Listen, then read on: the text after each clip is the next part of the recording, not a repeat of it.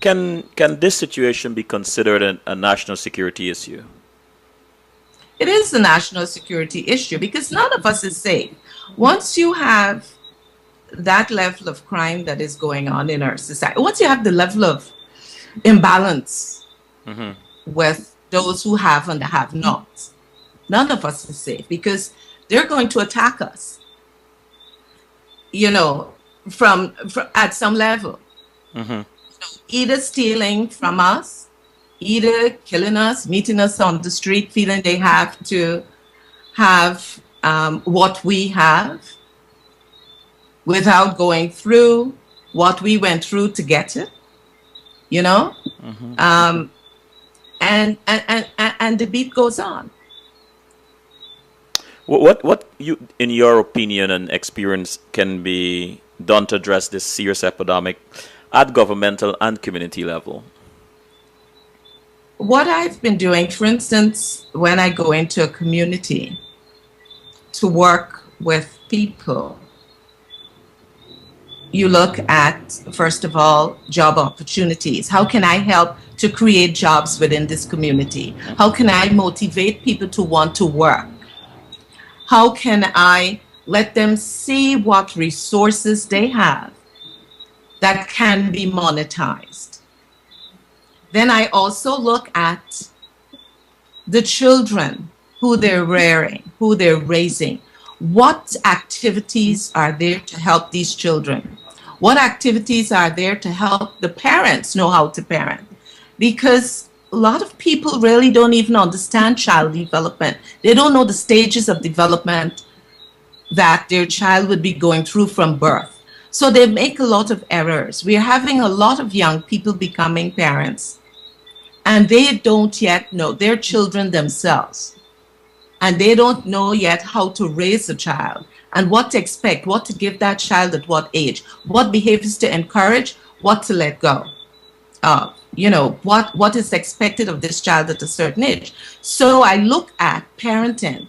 How can I help the parents to raise better children, or to raise children that are, you know, going to have a better future?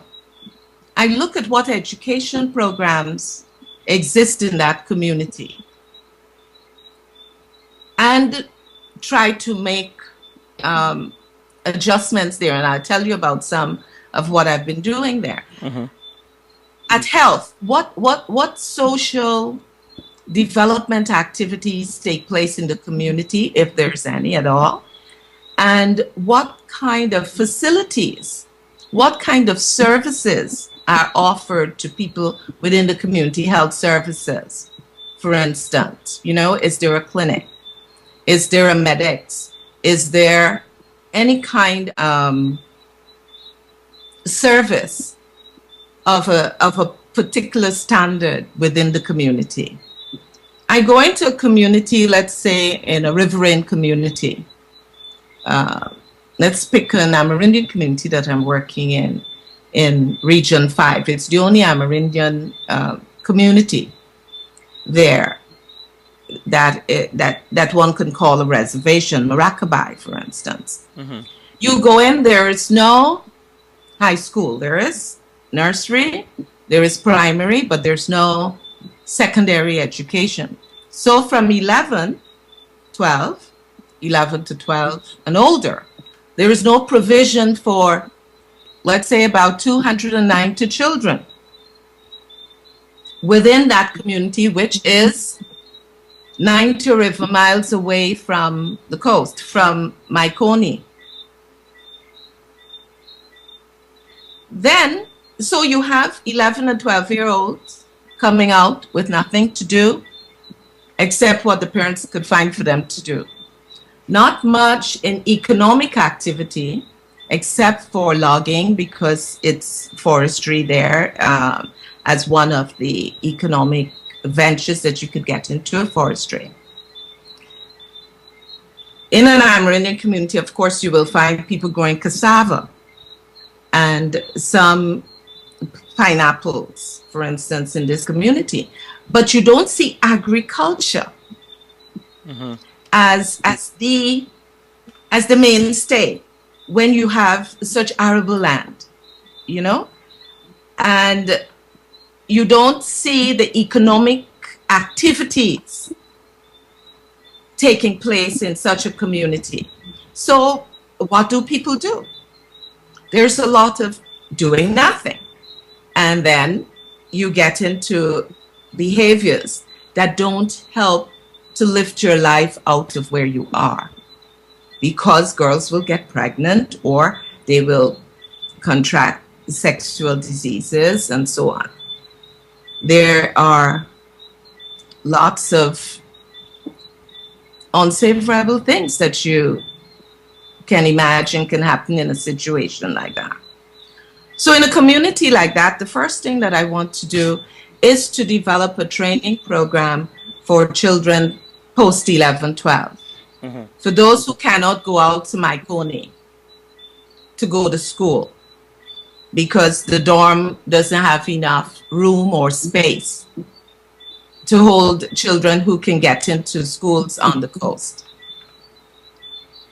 We need to have a program there for those young people. So there is a building that one begun to construct, that the community begun to construct, but it's not been completed. It's deteriorating for want of attention.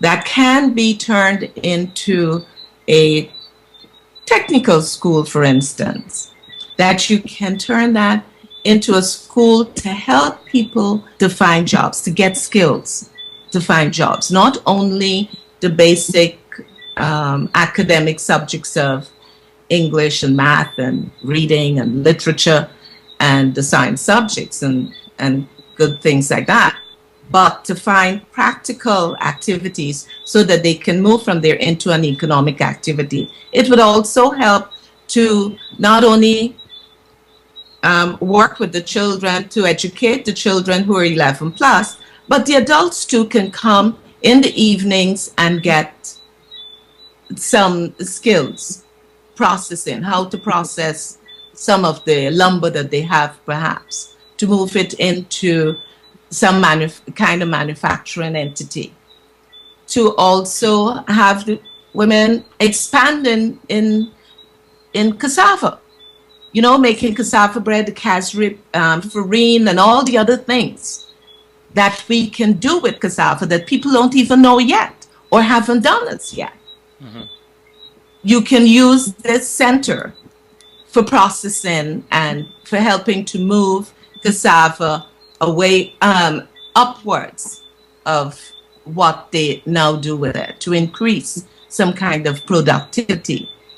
To what I've started doing too is setting up there a greenhouse so that other plants can be brought in and grown to use it. For instance, we've started doing sorrel there, and the soil is so rich there. I've got the largest sorrel and the largest amount of sorrel grown in that area. So it's one area where you can expand the produce being grown there, so that people would get into productive activities. You also have to motivate them so that the training and you know, sometimes when I go, I spend like 2 or 3 days just working with people motivating and educating them about the necessity to monetize the resources that they have. You have land, that's worth a lot.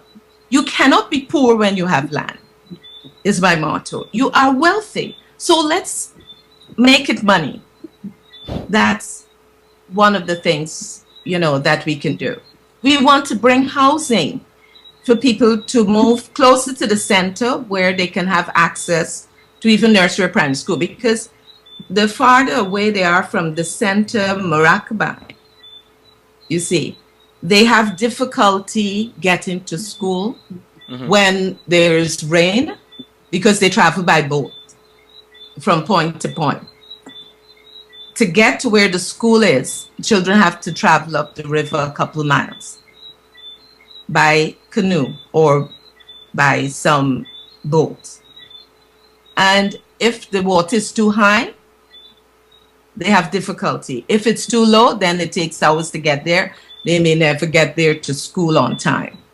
So there are all these problems associated with living in this village. But you have 1,700 people living there. You cannot give up on 1,700 people.